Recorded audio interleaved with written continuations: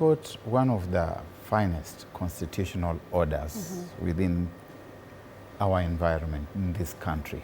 A very good constitution on how government is formed, on how the country manages itself, on what the responsibilities of the various leaders are. If you lose an election, you lose the election and go and do other things. If you are not satisfied, you petition. And you petition in the Supreme Court. And the decision of the Supreme Court is final. Okay. You go and do other things. Let me tell you this. It is terrible when you have a coterie of leaders whose only focus is on power. How to gain power, to exercise power, to enjoy the trappings of power.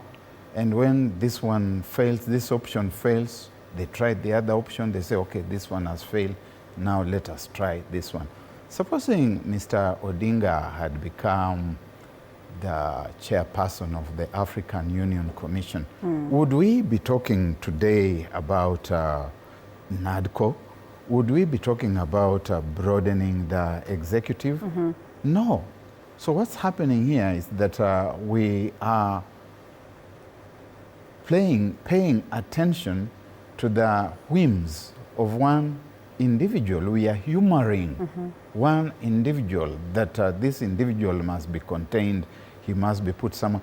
And the writing is on the wall, like I said. And if you read my writings today, if you've been reading me these past few weeks, I've been very clear.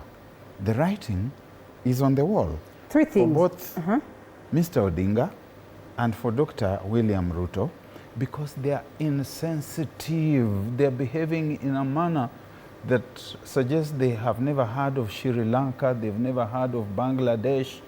They do not know what a popular uprising is. Mr. Odinga has been in Kisii today. Yeah.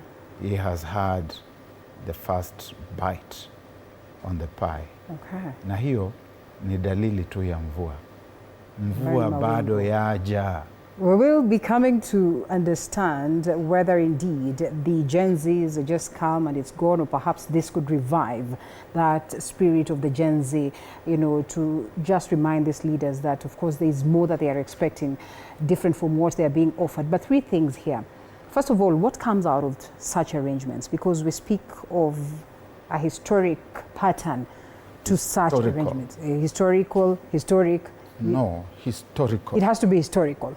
Absolutely. Why not historic? A historic happening is a momentous happening, something that is mind-boggling. And you say these ones are not in any way? No, these are just history repeating itself. Now that these histories are repeating. Historical occurrences, they are not historic. All right, in nature in any way. So what happens in such arrangements?